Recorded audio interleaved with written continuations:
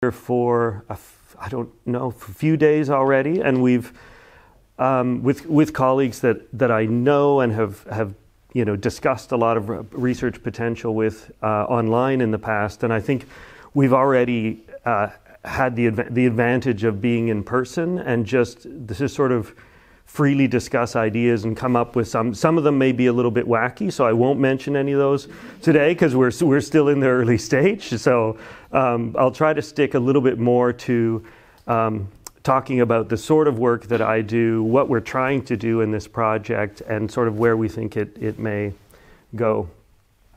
So I wanted to start by talking about just bioarchaeology for those that aren't familiar. I'm a bioarchaeologist, which means that I study human skeletal remains from archaeological contexts to try to learn about people's lives in the past.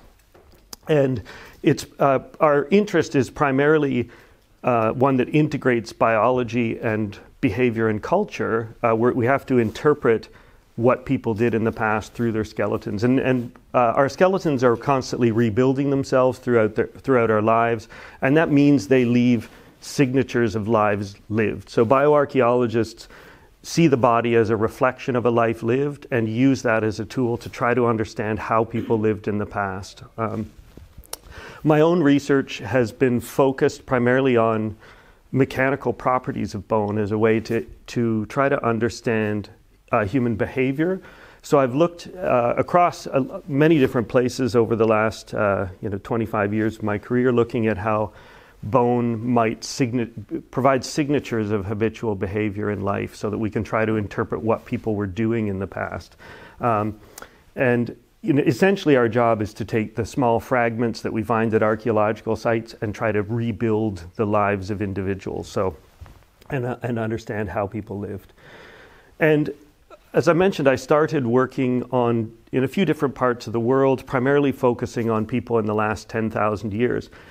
And this work in this time period is really conducted through what I would call a biocultural paradigm, where we see behavior, culture, and the life course as being, how people live their lives as being the predominant influences on our biology.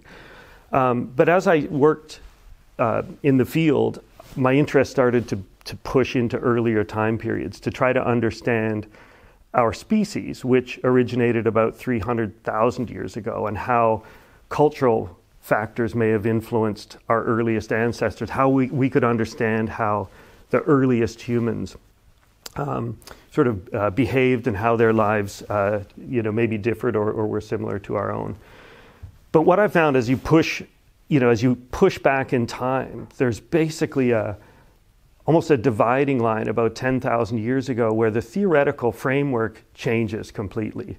And as you sort of move backwards and study deeper and deeper material, it just switches around 10,000 years ago, and people use an evolutionary paradigm.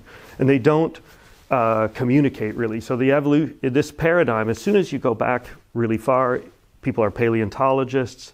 They believe that what we see in the body is a reflection of genes and an evolutionary process.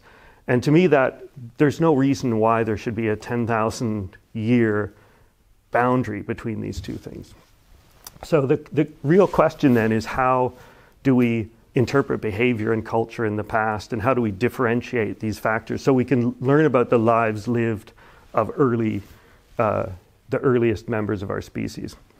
And I wanted to just pause at that moment to talk about what now I see as really key theoretical problems with studying our species around that time window. And I think they're reflected in a series of dualisms, of contrasts that actually are sort of false dichotomies but people use to structure their thoughts, like hunter-gatherers versus farmers, for example. And all of these kind of line up around that 10,000 year window of culture as being either simple or complex, as in terms of agency, as humans either being subject to nature, if you push yourself back in time, or being in control of nature, which is how people tend to perceive more recent human populations.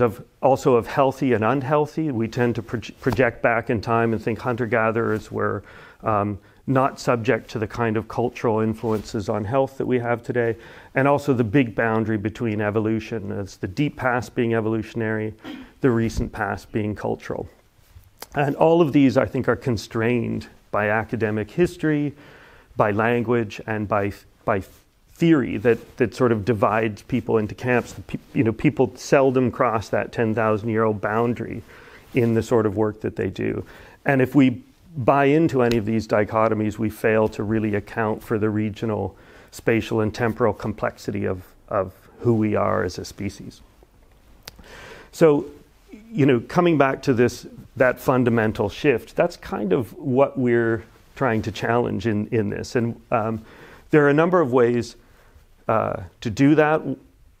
My own frustrations with this boundary pushed me to try to study living humans as a way to understand how the lives we live influence our biology in more ways. And I started to do work with a series of postdocs a few years ago looking at human athletes as a way of trying to figure out how, there are people who have behavioral differences that are very repetitive, and how those choices they make, they're not genetically adapted necessarily to do the things they do. They do it out of choice and train and build their bodies to reflect the sorts of things that they do. And so we started studying humans as a way of trying to figure out how the choices that people make, the behavior they have, influence their biology, and did this through a model of energy. I'm going to talk a little bit about energy and why it's important, but energy is really the currency we use to grow our bodies. It's the currency we use to fuel our activity, to fuel our brains, to fight off infection when we're sick. It really the fundamental currency of biology in some ways. And I wanted to point out then I'll come back to that issue of the currency in a moment, and then talk a bit about,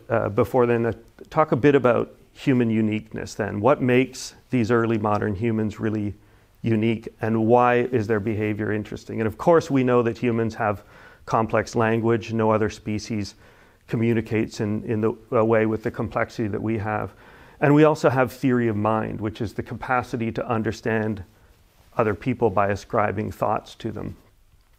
And language is really interesting, but it's useless unless we can project our minds into the minds of others and really understand what it is they mean. We need to know what other people know in order to understand their beliefs, desires, their intentions, and emotions.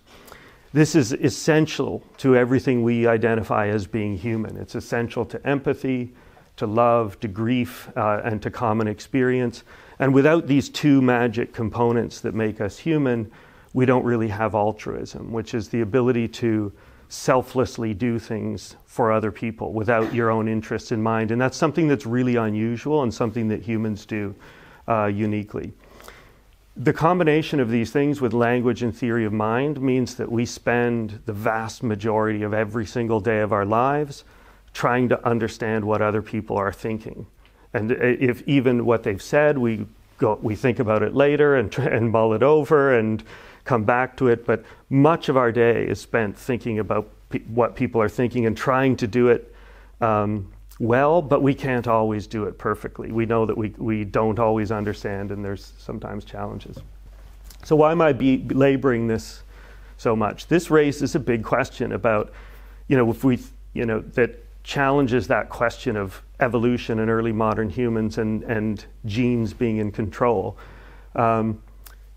If humans have these unique characteristics, then the issue of cooperation is really, really crucial.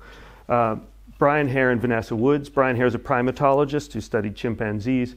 They've written a book that I really like called Survival of the Friendliest, where they try to recast the sort of evolution of our species as not as about competition, but about cooperation, as being what is really the secret weapon of our species. And they argue that some forms of cooperation are found in other species. They kind of coordinate activities, but it's never to the extent that we see in humans.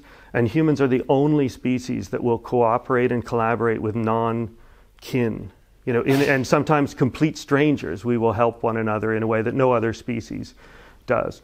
So they argue that friendliness is really our superpower, and it's what led us to live in bigger groups, our group sizes. Many people think modern humans kind of expanded from group sizes of about 15 to 150. And this is really crucial for this, this is the basis for the social networks we have and the basis for our success as a species. How do we see cooperation? How can we detect it in the past? It's been modeled to death by mathematicians who've shown that cooperation is a good thing, and we just happen to be the species that's the ultimate cooperator. An example is from Bowles and Gintis, who say that conclusive evidence about the origins of cooperation will remain elusive because of the paucity of the empirical record. As in many problems of historical explanation, perhaps the best we can hope for is a plausible explanation consistent with the known facts. And I think that's kind of where we are. We see tantalizing tastes of cooperation in the past, but we need to look a little more deeply for how we can detect the origins and impact of collaboration and cooperation in the past.